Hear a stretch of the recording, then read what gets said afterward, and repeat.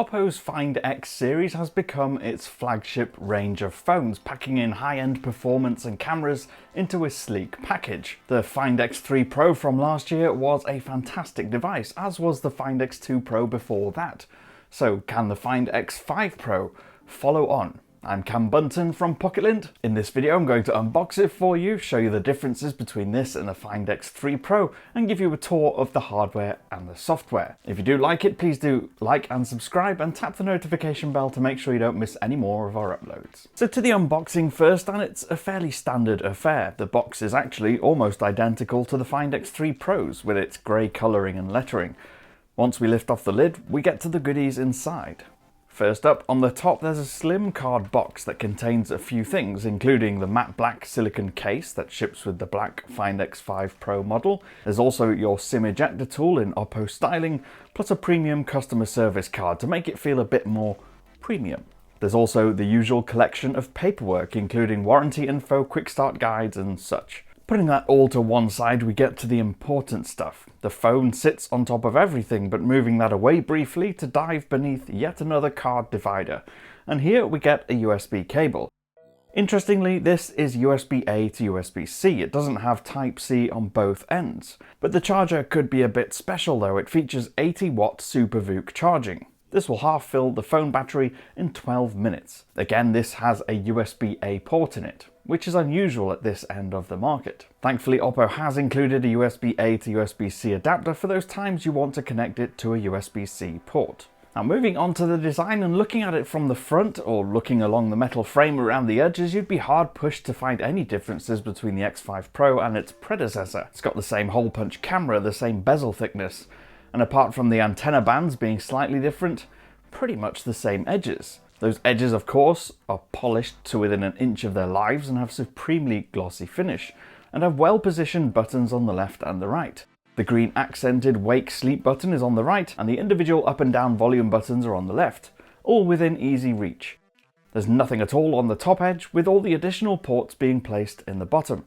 That includes the Type-C port, flanked by a loudspeaker and SIM card tray. This phone incidentally supports 2 physical SIM cards, as well as eSIM. Now it's on the back where the phone shows more clearly that it's a new device, but even here there's influence from the Find X3 Pro.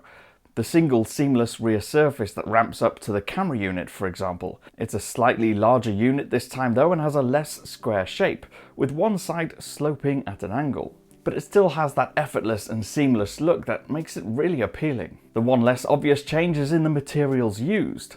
Rather than use a glass back, Oppo has switched to ceramic for the Find X5 Pro, and offers it in both this black finish and in white.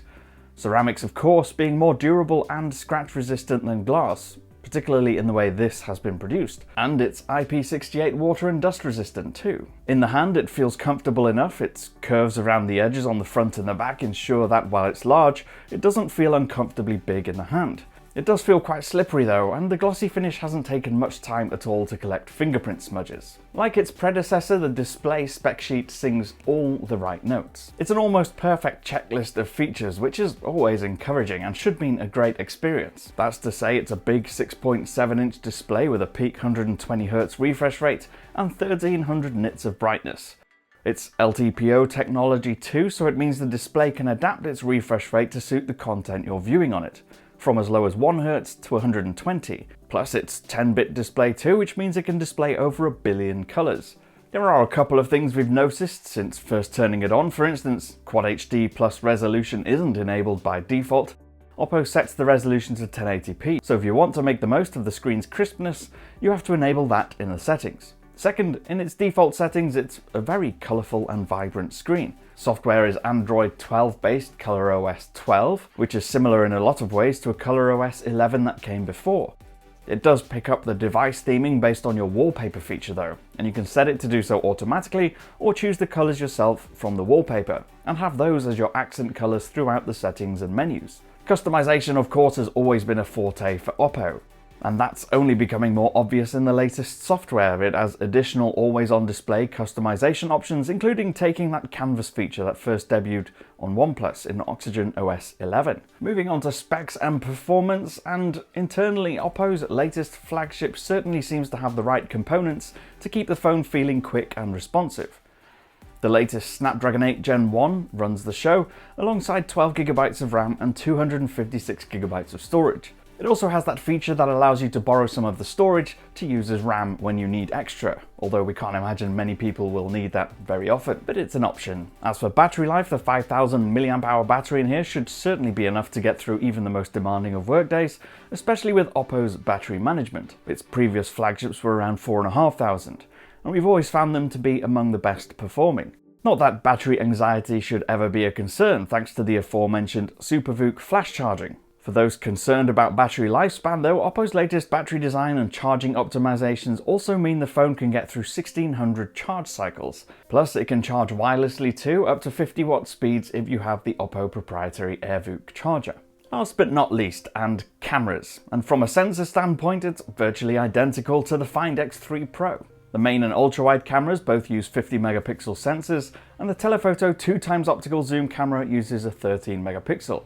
And that zoom camera is perhaps the one disappointing part of this camera makeup, since the Find X series has been the one that championed the periscope type optical zooms in previous generations. Now they're not there anymore. However, that doesn't tell the whole story. For instance, the main camera now features 5-axis stabilization. That's made up of both sensor shift and OIS in the lens. Images are also processed by a new dedicated neural processing unit called Marisilicon X. Oppo tells us that the end results should mean a much higher dynamic range and the ability to shoot low light 4K video at nighttime in as low as 5 lux of light, which is about 5 candles worth. Of course, we're going to have to test this quite thoroughly to make sure these claims are accurate. Now, on the whole, while not entirely groundbreaking and new, the Find X5 Pro is clearly an evolution of the Find X3 Pro.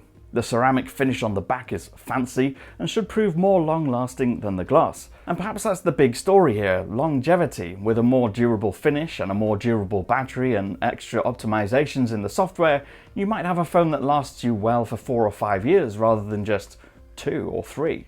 As far as specs and hardware go, it's up there with the best of them, and we think a lot of people will like the customization available in the software. Let me know what you think of the latest Oppo flagship in the comments down below, or you can grab me on Twitter. I'm at Cam Bunton. If you did like this video, please do leave a thumbs up. It helps us a great deal. Tap subscribe and the notification bell to make sure you don't miss any more of our uploads. I'll see you again in the next one. Bye for now.